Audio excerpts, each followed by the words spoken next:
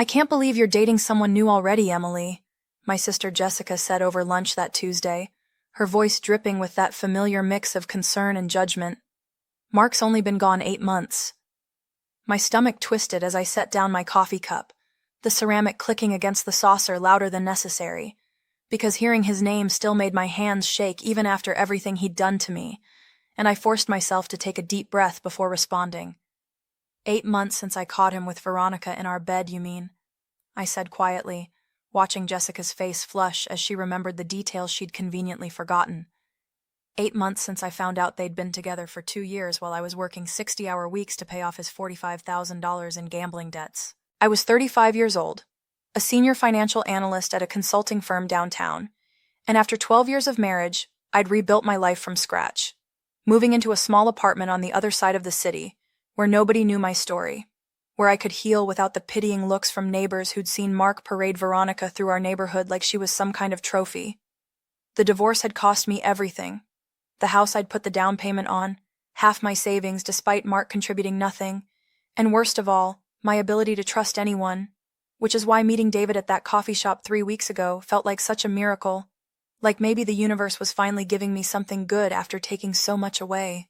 He seems really sweet, I continued, trying to ignore Jessica's skeptical expression.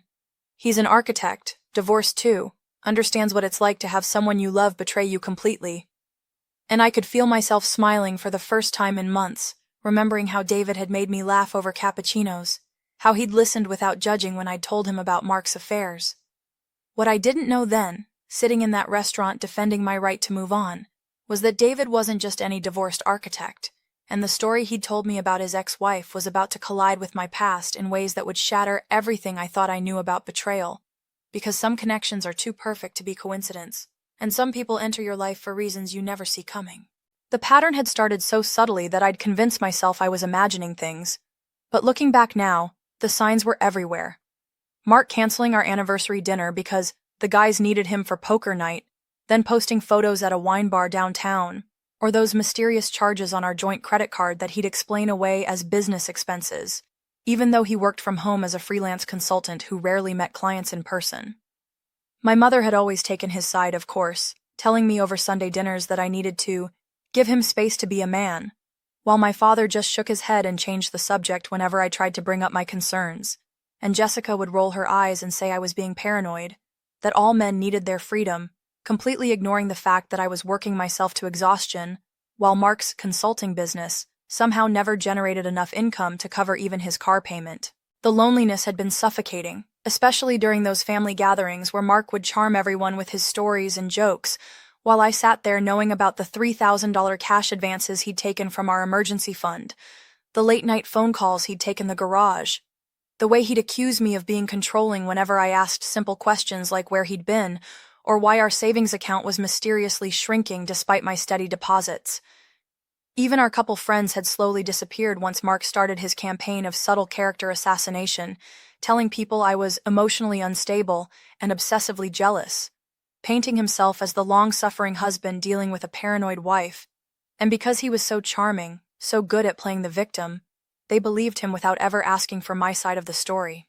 The worst part was how he'd gaslight me afterward, holding me while I cried and telling me I was imagining things, that Veronica from his gym was just a friend, that I was being crazy for noticing she called him at midnight, that the perfume on his clothes was from hugging his female clients, making me doubt my own sanity until that Tuesday when I came home early with the flu and found them together, her wearing the lingerie I thought I'd lost in the laundry. And now here I was, 8 months later, finally feeling like I could breathe again with David, who actually listened when I talked, who showed up when he said he would, who made me feel seen after years of being invisible in my own marriage, though I couldn't shake the feeling that the universe rarely gave second chances this perfect, without expecting something in return. Emily, there's something I need to tell you, David said that Friday evening as we sat in his apartment, and the way his hands trembled around his wine glass made my chest tighten with a familiar dread I thought I'd left behind with my marriage, because I'd heard that tone before, seen those nervous gestures, felt the air shift before someone dropped a bomb that would shatter everything. He pulled out his phone and showed me a photo of a beautiful brunette with sharp features and perfectly styled hair, and my blood turned to ice when I recognized those calculating green eyes, That practiced smile, the way she posed like she owned the world. "This is my ex-wife," David said quietly. "Victoria Chen, though she went by Veronica at the gym where she taught yoga classes. And yes, Emily, I know exactly who you are, who Mark is, and what happened between you three." The room spun as the pieces clicked into place with sickening clarity. The way David had approached me at that coffee shop wasn't random. How he'd known exactly what to say to make me feel understood. The questions he'd asked about my divorce that seemed so caring but were actually gathering information. And I wanted to run, but my legs wouldn't move as he continued talking. His voice steady now that the confession had begun. "She destroyed my life first," he said, setting down a folder thick with documents, bank statements, photos. "We were married for 7 years before I discovered she was having multiple affairs, draining our accounts, using the money I earned as a senior architect to fund her lifestyle while she played the devoted wife at home. And when I finally confronted her, she took everything in the divorce, the house, my retirement savings, even tried to take my professional reputation by spreading lies about abuse that never happened." My hands shook as I flipped through the evidence he'd compiled. Credit card statements showing charges at hotels during times she'd claimed to be at yoga retreats. Photos of her with different men, including one that made my stomach lurch. Mark, my Mark, dated 2 months before I'd caught them together, proving their affair had lasted even longer than I'd known. "I spent 3 years rebuilding my life," David continued, his eyes dark with an emotion I recognized too well. "Watching from a distance as she moved on to her next victim, your husband, knowing she was doing to your marriage exactly what she'd done to mine, and when I heard about your divorce, about how she'd helped destroy another family, I knew I had to find you." "Why?" I whispered, my voice barely audible over the thundering of my heart, already knowing the answer but needing to hear him say it, needing to understand if the last 3 weeks had been real or just another manipulation, another betrayal dressed up as love. "Because Veronica is engaged again," he said, showing me an Instagram post dated last week. Her flashing a massive diamond ring, standing next to a gray-haired man who looked successful and trusting and completely unaware of the viper he was welcoming into his life. "To Robert Morrison, CEO of Morrison Industries, worth approximately $30 million, and I think she's going to destroy him too unless someone stops her." "We need to be smart about this," David said as I sat frozen on his couch. The folder of evidence spread between us like a roadmap to revenge. And despite the shock still coursing through my veins, I found myself nodding. Because if there was one thing I'd learned from my divorce, it was that emotions without strategy only led to more pain, more losses, more nights wondering how someone you loved could destroy you so completely. Over the next 2 weeks, we met in secret at his apartment after work, building our case like prosecutors preparing for trial, and I discovered that David's methodical architect mind had documented everything.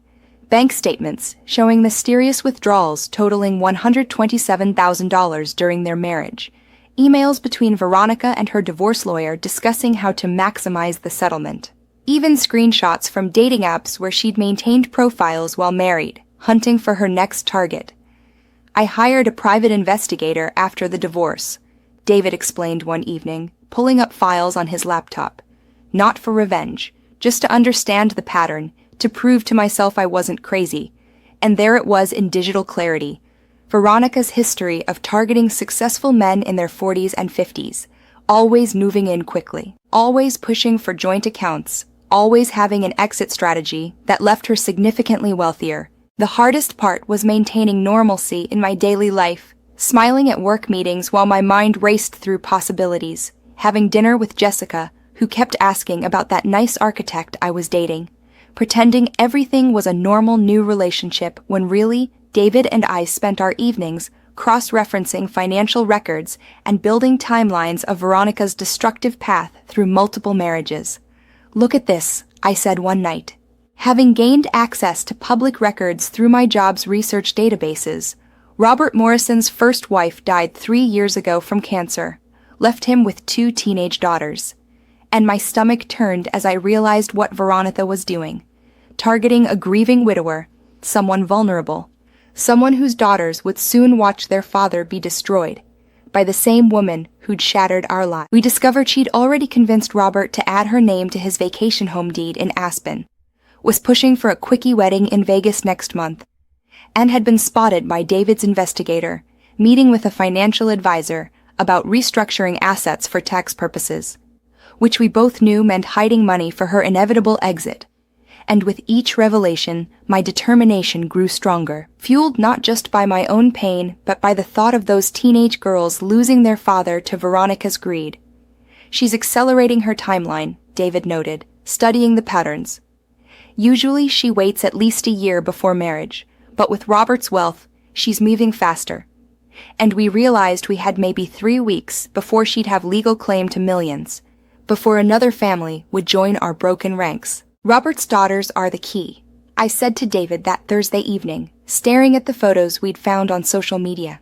Emma, 17, headed to Yale next fall, and Sophie, 15, both still grieving their mother, both about to lose their inheritance to a woman who specialized in destroying families. And the protective instinct that surged through me was unexpected but undeniable. Maybe because I'd wanted children Mark never let me have. David had managed to connect with Robert's brother James through a mutual business contact, discovering that the family was already concerned about the whirlwind romance. But Robert, lost in grief and loneliness, dismissed their worries as jealousy, telling them Veronica made him feel alive again after 3 years of darkness. The same words Mark had probably used to justify his affair while I was working myself to death to pay his debts. I have a friend from college who works at Morrison Industries, I told David, remembering Sarah from our MBA program, now head of human resources there. She mentioned they're planning a huge charity gala next week for the anniversary of Robert's wife's death, raising money for cancer research.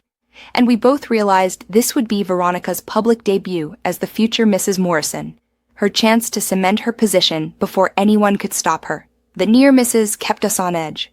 Veronica showing up at the coffee shop where David and I had first met, forcing us to duck out the back entrance, or the time she walked into the same restaurant where I was having lunch with Sarah, discussing how to approach Robert's daughters, and I had to hide in the bathroom until she left, my heart pounding so hard I thought everyone could hear it. We decided to approach Emma first, the older daughter, through her best friend's mother, who happened to be Sarah's neighbor, a delicate chain of connections that required careful orchestration.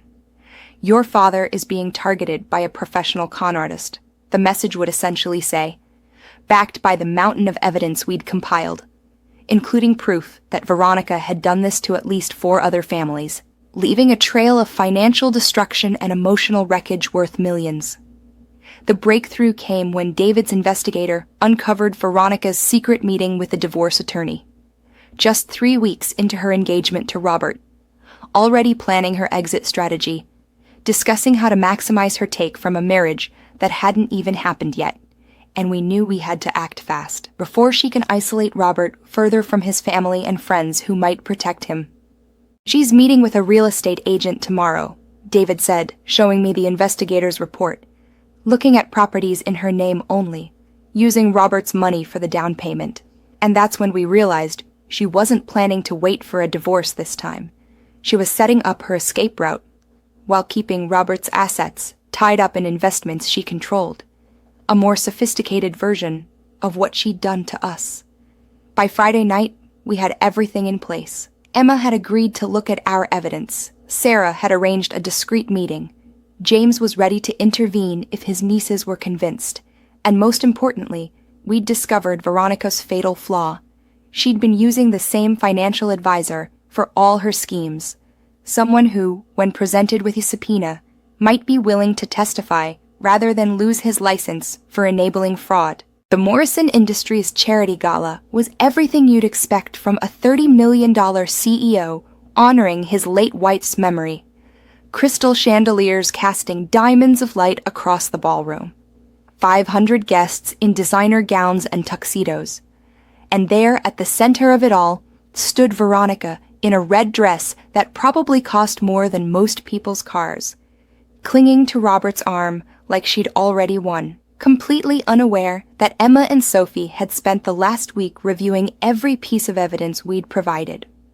"She's wearing Mon's necklace," Sophie whispered to me near the champagne table, her 15-year-old voice shaking with rage as she watched Veronica parade around in the sapphire pendant Robert had given his first wife on their 20th anniversary.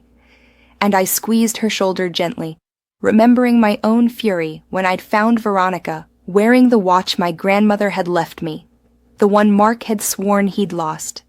The plan unfolded with surgical precision.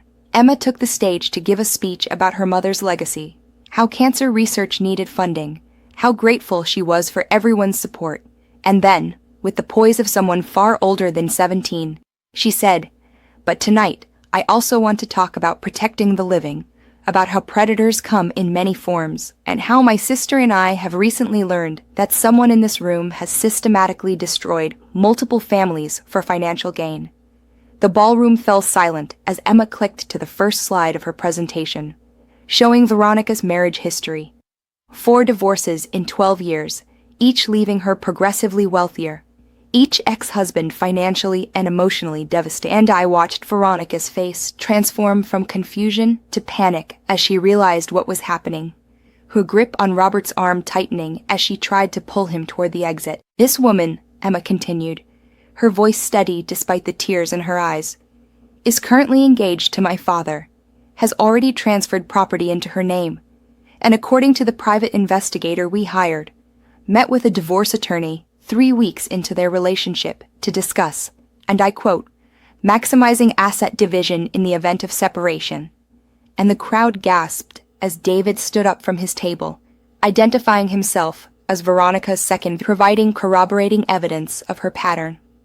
Robert's brother James took the microphone next, revealing how Veronica had isolated Robert from family members who questioned her motives, how she'd intercepted concerned emails, deleted voicemails from relatives trying to warn him, creating a bubble where only her voice mattered. And then came the killing blow.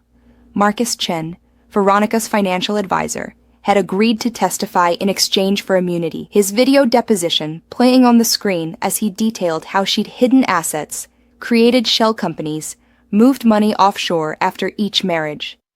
"Robert, darling, they're lying," Veronica said loudly enough for everyone to hear. But her voice cracked when security guards, who James had briefed earlier, blocked her path to the exit, and Robert finally spoke, his voice broken but clear. "Is it true? Did you really meet with a divorce lawyer before I'd even proposed?" And her silence was all the answer anyone needed. The final moment came when I stood up, introducing myself not as David's girlfriend, but as Mark's ex-wife, another victim of Veronica's destruction, holding up the bank statements showing how she'd helped drain our accounts, while I worked myself to exhaustion. And as the police arrived to serve her with fraud charges that multiple victims had filed simultaneously, Veronica's carefully constructed mask finally shattered completely. "You orchestrated this," she hissed at me as they led her away, and I nodded, feeling no shame, only relief. "Every single detail, just like you orchestrated our destruction, except we rebuilt ourselves, and you're the one who's finished." 6 months later, I stood in my new corner office, promoted to partner after the Morrison case, and smiled at how different everything felt. No more drowning in work to escape pain. No more checking accounts with dread. Just peaceful mornings planning a future that was finally mine. And I realized that sometimes the worst betrayals lead to the best transformations. David and I had parted as lovers, but remained friends, meeting monthly for coffee to check on each other's healing. And last week, he'd introduced me to his new girlfriend, who knew his whole story and loved him anyway, proving that second chances at real love do exist when you've done the work to heal properly. Emma and Sophie Morrison sent me updates regularly, Emma thriving at Yale, Sophie pursuing criminal justice inspired by our case, their father slowly rebuilding trust with therapy and his daughter's love. And knowing I'd helped save them from Veronica's destruction gave my own pain meaning and purpose I'd never expected to find. Mark had tried reaching out through lawyers, wanting me to drop fraud charges for a clean break, but I simply forwarded everything to my attorney, because forgiveness doesn't mean enabling, and some people need to face consequences to maybe, someday, change their destructive patterns. "No regrets," I whispered to my reflection, remembering the broken woman from 3 years ago who couldn't breathe in her own marriage, feeling profound gratitude for the journey that brought me here. Stronger, wiser, surrounded by people who value truth over manipulation, building the life I deserve. My story wasn't unique. Thousands suffer while partners destroy them systematically. But my ending could inspire others. Proof that with courage, strategy, and willingness to stand up, you can transform from victim to victor, turning your deepest pain into your greatest power, showing that silence isn't golden when it's keeping you and that sometimes the best revenge is simply refusing to let them win. By building a life so beautiful, they become nothing more than a footnote in your success story.